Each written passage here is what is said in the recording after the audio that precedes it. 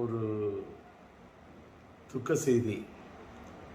என்னோடு சமகாலத்தில் பணியாற்றியவர், தமிழ் திரையுலகத்தில் தனக்கென்று ஒரு தனி முத்திரையை பதித்து தனி கொடி நாட்டியவர், என் இனிய நண்பர், எழுத்தாளர், இயக்குனர் கே. பாக்யராஜ் அவர்களார்.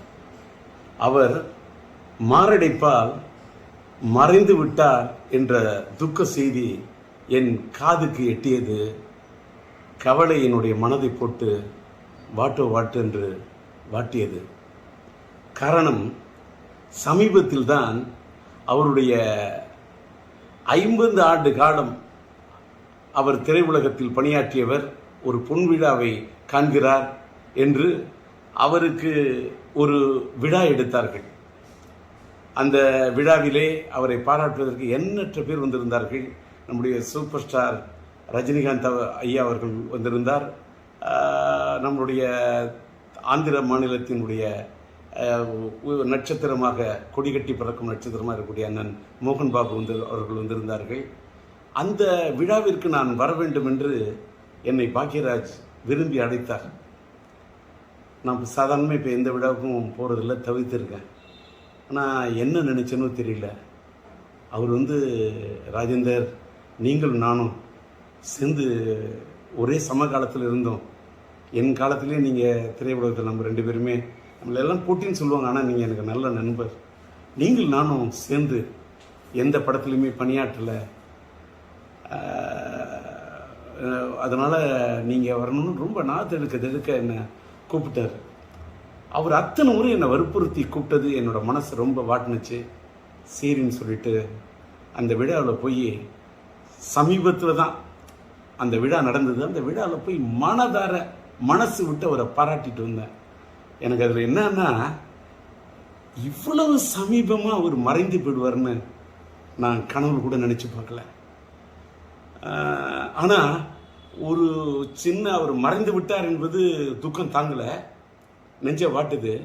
ஆனால் ஒரு சின்ன ஆத்ம திருப்தி என்னன்னா, ஒரு மனிதன் மறைந்து விட்ட பிறகு இன்னைக்கு நான் இரங்கல் செய்தி போடுறேன், எல்லாருக்கும் ஆறுதல் தெரிவிக்கிறேன். ஆனால் அவர் உயிரோடு இருந்தப்பவே, அவருக்கு ஒரு பாராட்டு விழா நடந்தப்ப, அவருடைய காது குளிர, அவருடைய மனம் மகிழ, ஒரு சமகாலத்தில் என்னை விட ஒரு சீனியர், மூத்தவர், அவரை போய் நான் மனதார பாராட்டிட்டு வந்தேன் அப்படிங்கிறத நினைக்கும் போது எனக்கு ரொம்ப ஒரு மனசுக்கு நிகழ்ச்சியாக இருக்குது.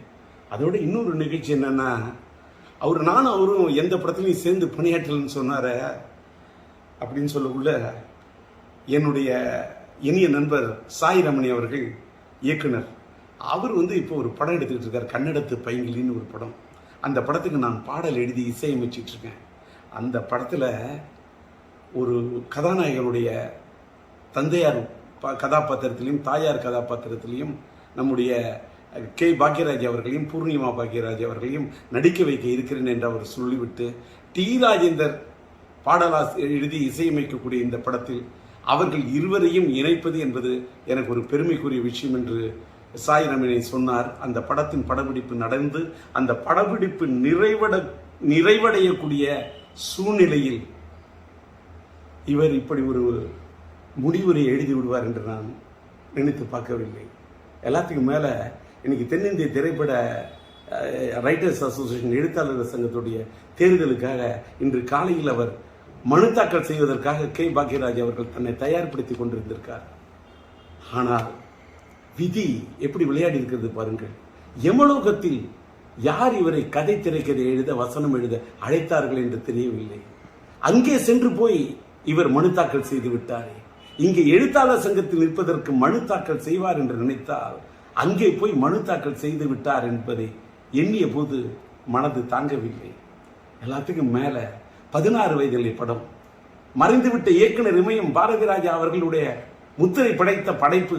அந்த படைப்புலே அவரோடு தூணோடு தூணாக நின்று, தோளோடு தோளாக நின்று, அவரோடு ஒத்துழைத்து, அவரிடத்தில் ஒருங்கிணைந்து பணியாற்றிய ஒரு அற்புதமான ஒரு துணை இயக்குனராக, இணை இயக்குனராக இருந்த பாக்யராஜ் அவர்கள், அவருக்கு இணையாக அத்தனை படங்களில் பணியாற்றியவர்.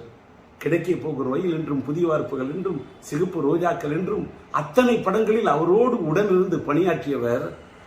அவர் அந்த இயக்குனர் இமயம் சாய்ந்து மறைந்து, அது 10ஆம் தேதி என்று நினைக்கிறேன், 16 நாட்கள் 16 வயதிலே அவரோடு நட்பை ஏற்படுத்திக் கொண்டு பணியாற்றியவர் அவர் பிரிந்து விட்டார். அவரோடு பணியாற்றினேன். அவர் பிரிந்து 16வது நாளிலேயே நானும் பிரிந்து விடுவேன் என்று. இன்னைக்கு 27.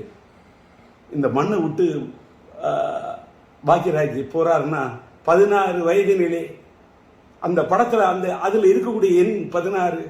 தன்னுடைய குருநாதர் மறைந்து நாட்கள் எண்ணி 16.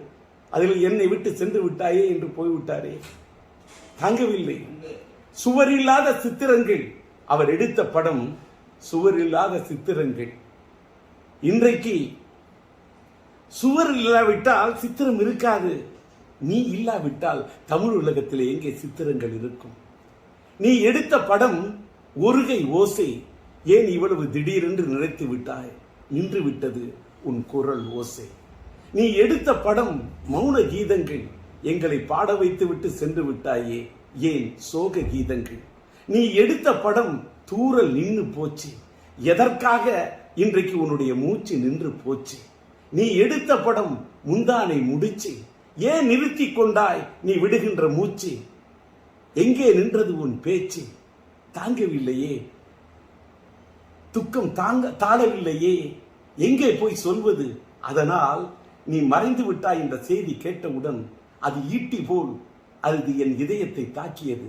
அதனால் என்னுடைய துக்கத்தை எங்கே போய் சொல்வது? உம்மை இழந்து வாடக்கூடிய உன்னுடைய இல்லத்தாருக்கும் இந்த திரையுலகத்தை சார்ந்தவர்களுக்கும் என்னுடைய ஆறுதலையும் ஆழ்ந்த இரங்கலையும் தெரிவித்துக் கொள்கின்றேன். கலை உலகத்து ரசிக பெருமக்களுக்கு, தென்னிந்திய திரையுலகத்துக்கே, என் இந்திய திரையுலகத்துக்கே நீ பெரிய திரைக்கதை ஆசிரியர். உன் இழப்பு ஈடு செய்ய முடியாத இழப்பாகும். உம்மை இழந்து வாடக்கூடிய ரசிக பெருமக்களுக்கும் என்னுடைய ஆறுதலையும் ஆழ்ந்த இரங்கலையும் தெரிவித்துக் கொள்கின்றேன். பிளே ஸ்டோர் மற்றும் ஆப் ஸ்டோரில் இருந்து பாலிமர் செயலியை QR கோடு மூலம் பதிவிறக்கம் செய்யுங்கள். செய்திகளை உடனுக்குடன் பெறுங்கள்.